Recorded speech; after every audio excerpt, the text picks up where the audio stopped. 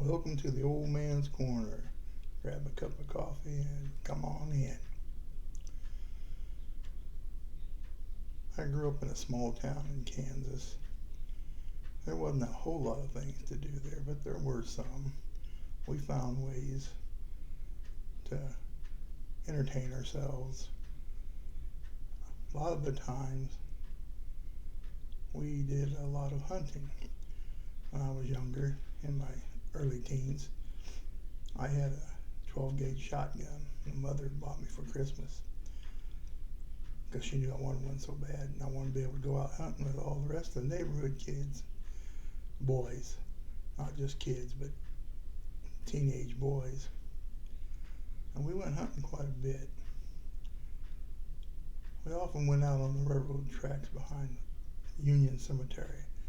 The tracks would stretch out across there, and they'd go out. We'd walk out about 3 to 4 miles. The land that we hunted on was state-owned property, I believe, because you could stand down in the fields and look up, and you could see the Winfield State Hospital and Training Center. So we didn't have any worries about hunting on it. We were never told we couldn't hunt on it, and there were no signs saying no trespassing or no hunting. But there was a lot of wooded area, and then on the backside of it was Temper Creek, and then there were some fields which they had planted corn and wheat and different things in, and we did a lot of hunting there. Well, a couple of times went out in there and went up in the wooded area, and we did some squirrel hunting. I'm not all that particular about squirrels, but the people I were with, the guys I were with, they were avid squirrel hunters. So we got quite a few of those that day.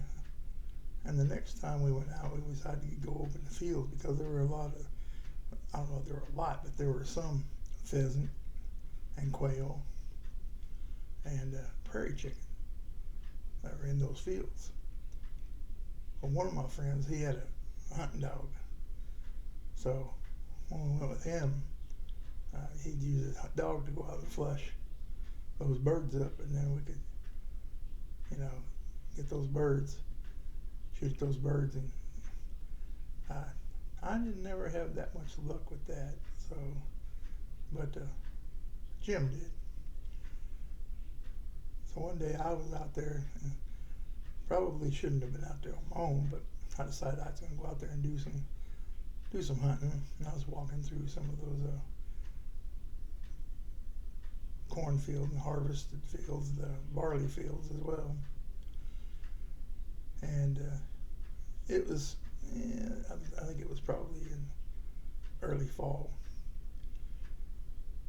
And I was trudging along there, and occasionally a squirrel would jump. You see a squirrel in a tree, but I wasn't going to shoot that because I wasn't that squirrel hunting.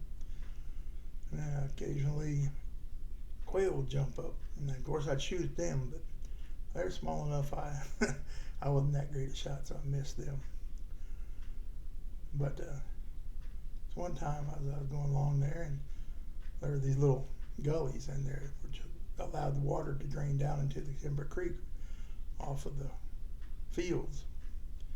Well, I was walking up on one of those gullies, and they planted barley corn right on up to the edge of it, and up jumped a bigger bird and took off flying. So I didn't actually know what it was, but I shot it.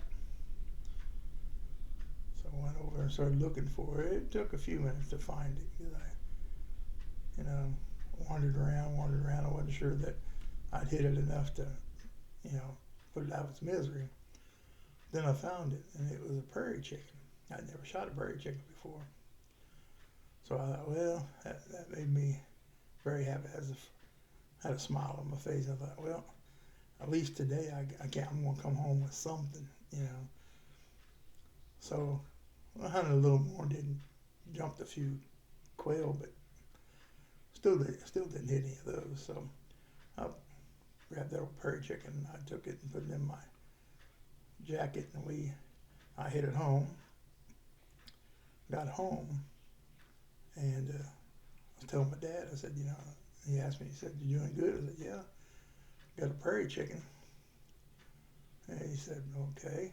Well, my mom was in the hospital at that time, so my dad was doing all the cooking and stuff for us, and my dad didn't cook that often, but he took that prairie chicken and he cleaned it. I was surprised, and he cooked it up in a gravy, and I thought the most people thought of my dad as a gruff old man, but my dad, he was kind of gruff at times. But I mean, if you had raised 12 kids on about a third grade education, uh, he at times had a reason to be kind of gruff, I think. But he prepared that prairie chicken, and we sat down and ate that. That was the best chicken gravy I'd ever had. You could taste that prairie chicken, and he made a brown gravy in it. It was really good. I grew in a little respect for my dad that day because he did something I never knew he could do, that he would even take time to do, and that just kind of surprised me. So my dad wasn't as gruff as I thought he was. He was at times, of course, but so if you have experienced this type of thing and unexpected surprises with your family, you learn things about family members you didn't really know, even though you grew up with them. Uh, Leave a note down in the comments. Make a comment on this, and if you feel up to it, share a story with me. You can make a video, send it to me, or you could do an audio and send it. And if I get a chance and can, I can post it to this channel, and you can share those stories with the rest of the people. Well, this was just one story I wanted to share with you because it stuck in my memory. One of the few times my dad cooked to begin with, and the other thing is he was quite proud of that. So we'll talk to you later. Have a good day.